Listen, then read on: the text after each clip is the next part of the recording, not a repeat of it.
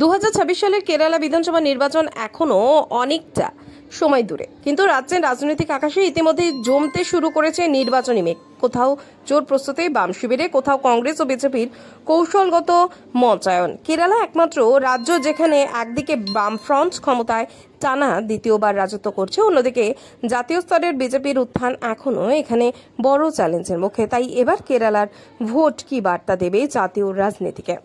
এই ভিডিওতে আমরা বিশ্লেষণ করব সাম্প্রতিক জনমত সমীক্ষাগুলি কি বলছে, এলডিএফ বনাম ইউডিএফ এর লড়াই কতটা হাড্ডাহাড্ডি হতে চলেছে, বিজেপি এবার কতটা প্রভাব ফেলতে পারে এবং সাধারণ মানুষ কতটা ইস্যুগুলিকে সবচেয়ে গুরুত্বপূর্ণ বলে মনে করছে। চলুন কেরালা রাজনীতির গভীরে ডুব দেই, বুঝে নেই 2026 সালের ভোটে চলচ্চিত্র। কন্নুর জেলা, এখানে বিধানসভার মোট আসন সংখ্যা রয়েছে 11টি। এলডিএফ 4টি আসনে জয়ী হওয়ার সম্ভাবনা রয়েছে, ইউডিএফ 7টি আসনে এবং এনডিএ কোনো এখানে আসনই পাচ্ছে না। এর পরবর্তী জেলা হচ্ছে কাসরগড় জেলা, এখানে বিধানসভার মোট আসন সংখ্যা রয়েছে 5টি। এলডিএফ পাচ্ছে এখানে 2টি আসন, ইউডিএফ 3টি আসন, বাকিরা শূন্য। এর পরবর্তী জেলা হচ্ছে বায়নর জেলা, এখানে বিধানসভার মোট আসন সংখ্যা রয়েছে 5টি। এলডিএফ 2টি আসনে জয়ী হতে পারে, ইউডিএফ 3টি আসনে, এনডিও এই ক্ষেত্রেও দেখতে পাচ্ছি আমরা কোনো আসনই কিন্তু পাচ্ছে না। কোঝিকড় জেলা, এখানে বিধানসভার মোট আসন সংখ্যা রয়েছে 13টি। এলডিএফ 4টি আসনে জয়ী হতে পারে, ইউডিএফ 8টি আসনে, এনডিএ এই ক্ষেত্রে আমরা দেখতে পাচ্ছি একটি আসন পাচ্ছে। এর পরবর্তী জেলা হচ্ছে মলপ্পুরম জেলা, এখানে বিধানসভার মোট আসন সংখ্যা রয়েছে 16টি। এলডিএফ 6টি আসন পেতে পারে, ইউডিএফ 10টি আসন, এনডিএ এই ক্ষেত্রে কোনো আসনই পাচ্ছে না। এর পরবর্তী জেলা হচ্ছে পলক্কড় জেলা, এখানে বিধানসভার মোট আসন সংখ্যা রয়েছে 12টি। এক্ষেত্রে আমরা দেখতে পাচ্ছি এলডিএফ 5টি আসনে জয়ী হতে পারে, ইউডিএফ 7টি আসনে, বাকিরা কোনো আসনই পাচ্ছে না। এর পরবর্তী জেলা হচ্ছে ত্রিশূর জেলা, এখানে বিধানসভার মোট আসন সংখ্যা রয়েছে 13টি। এক্ষেত্রে আমরা দেখতে পাচ্ছি এলডিএফ 4টি আসনে জয়ী হওয়ার সম্ভাবনা রয়েছে, ইউডিএফ 7টি আসনে, আমরা এক্ষেত্রে এনডিএ কে দেখতে পাচ্ছি 2টি আসনে জয়ী হওয়ার সম্ভাবনা রয়েছে। এরপর জেলা হচ্ছে এর্নাকুলাম জেলা, এখানে বিধানসভার মোট আসন সংখ্যা রয়েছে 14টি।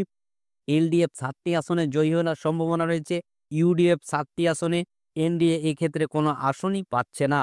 এর পরবর্তী জেলা হচ্ছে ইডুক্কি জেলা, এখানে বিধানসভার মোট আসন সংখ্যা রয়েছে 5টি। এলডিএফ পেতে পারে 2টি আসন, ইউডিএফ 3টি আসন, এনডিএ কোনো আসনে এই ক্ষেত্রে পাচ্ছে না। এই জেলা হচ্ছে কোট্টায়াম জেলা, এখানে বিধানসভার মোট আসন সংখ্যা রয়েছে 9টি। এলডিএফ 3টি আসনে জয়ী হওয়ার সম্ভাবনা রয়েছে, ইউডিএফ 6টি আসনে, এনডিএ কিন্তু এই ক্ষেত্রে কোনো আসনও পাচ্ছে না। এর পরবর্তী জেলা হচ্ছে অলবুঝা জেলা, আসন সংখ্যা রয়েছে 9টি। এলডিএফ 4টি আসনে জয়ী হওয়ার সম্ভাবনা রয়েছে, ইউডিএফ 4টি আসনেও জয়ী হওয়ার সম্ভাবনা রয়েছে, এনডিএ কে আমরা দেখতে পাচ্ছি এই ক্ষেত্রে একটি আসন পেতে পারে। এর পরবর্তী জেলা হচ্ছে পথানামথিট্টা জেলা, বিধানসভার মোট আসন সংখ্যা রয়েছে 5টি। এলডিএফ 2টি আসনে জয়ী হওয়ার সম্ভাবনা রয়েছে, ইউডিএফ 3টি আসনে, এনডিএ এই ক্ষেত্রেও কিন্তু কোনো আসন পাচ্ছে না। এর পরবর্তী জেলা হচ্ছে কোলম জেলা, বিধানসভার মোট আসন সংখ্যা রয়েছে 11টি।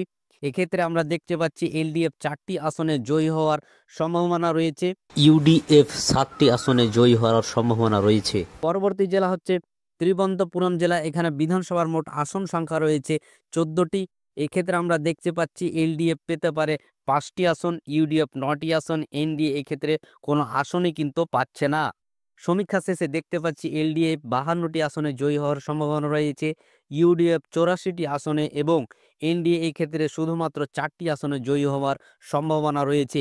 ইউডিএফ আসন্ন বিধানসভা নির্বাচনে তাদের সরকার গড়তে পারে। তো দর্শক, এই ছিল আমাদের আজকের ছোট্ট ভিডিওটি ভালো লাগলে অবশ্যই লাইক, কমেন্ট এবং শেয়ার করবেন এবং চ্যানেলটিকে সাবস্ক্রাইব করতে ভুলবেন না। তো দর্শক, এই ছিল আমাদের আজকের ছোট্ট ভিডিও।